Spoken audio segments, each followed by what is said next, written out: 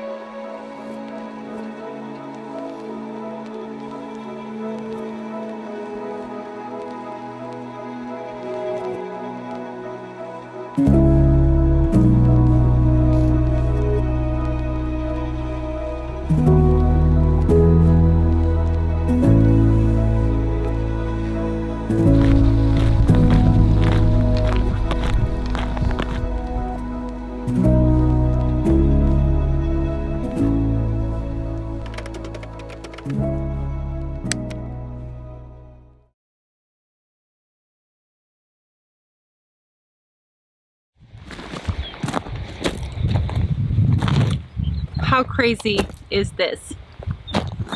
So here it is, the Global Seed Vault. I know that I've said that I wanted to do a video here for so long, and today I was like, let's go, because it's literally 5 minutes away from my house. So I live 5 minutes in that direction, and then you have the village 5 minutes in that direction. But yeah, so the Global Seed Vault, this is actually currently housing over 1 million seeds, and they're from 66 different countries.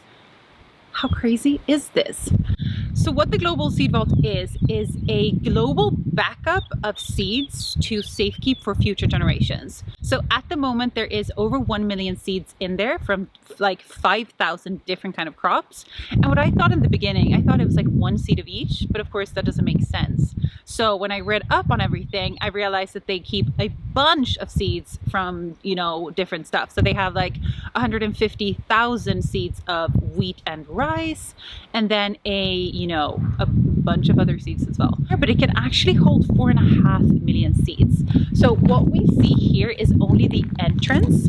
What this vault then does is that it goes into the mountain about 100 meters or more, and that is actually where they have 3 different rooms that then keep the seeds safe. So at the moment they're only using the 1 room, keeping the 1 million seeds, and then if they use the other 2, the 3 in total, it can take 4.5 million seeds.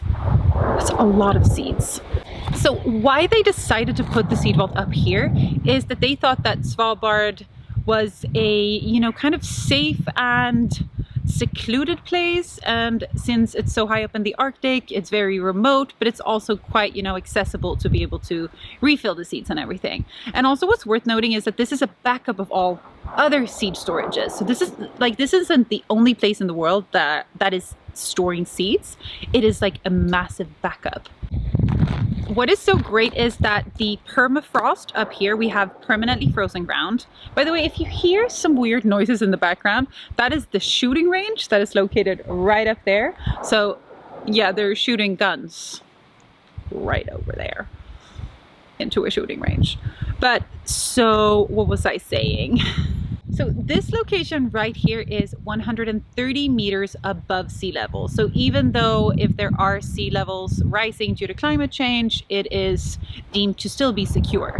And the vault itself is located more than 100 meters deep into the mountain. And since we have permafrost up here, which means permanently frozen ground, that keeps the vault at a temperature of -3 or -4 Celsius all year round, which is, great to keep it at the temperature where it's cooled. But the vault itself is cooled to -18 degrees. But still, if something would happen, you would still be on freezing temperatures, which is, very good for safekeeping seeds.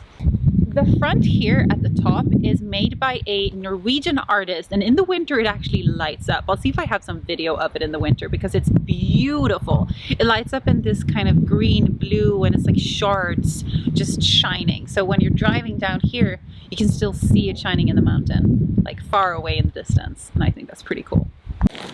So even though it is meant to be, you know, kind of like indestructible, it actually got a water leakage a few years back, so they had to renovate it. But it was mostly the front that started leaking water, if I understood it correctly, where it was like the hallway.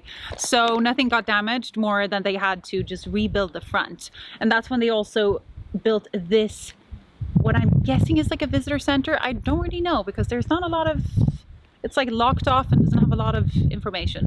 Nobody can go inside here. I get that question quite a lot, like, oh, can you go inside and film it? How can I book a tour? But you can't. Only the people that work with the seed vault and, you know, bringing new seeds in and everything are allowed to go in. And believe me, I tried. I was here once when they got a shipment because I was just taking a photo and the door was open and everything, and I was just kind of like trying to go in with them, and that didn't work. They were like, no thank you. So yeah, I need to try to find somebody that can get me inside. But there are a few videos online that show what it looks like on the inside, and it's like long, huge corridors, very cool and very, you know, scientific, it feels like. Very cool place, I must say.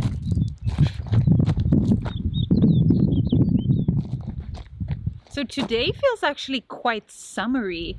It's around 8 degrees. Isn't that summer? No? But there's like a slight rain feeling in the air. That's not nice. Located just below the Global Seed Vault is the airport. And as you can see, the landing strip is not very long, but we get flights several times a week. So if you do want to come to Svalbard and visit, you will book a flight that is leaving from Oslo, most definitely. And then there's also a flight from Tromsø. But since that is northern Norway, you probably just will be flying into Oslo and going up here. So flights are pretty expensive during our high season, which is in non-corona times. Our high season is from February till May, because that is when we have our sunny winter. But then during the summer, it is lovely to visit as well, but it's not as much of a high season. So prices can be a bit more reasonable. But thank you so much, guys, for watching this video. I really hope you enjoyed it, and I'm finally actually showing the seed vault, which I've been wanting to do for a really long time. But you know, when it's so close, it's usually harder to actually get going and go there. But I can do more videos there in the future at different times of year, because in the winter, I really want to show you what it looks like when it's lighting up. But again, if you enjoy my channel, do please subscribe. I would highly appreciate it. And I will see you guys in the next video. And as always, I will try to post 2 times a week, which now I think will be Wednesdays and Sundays. And that is what I'm aiming for, so I will do my best. I hope you have a great day, and bye!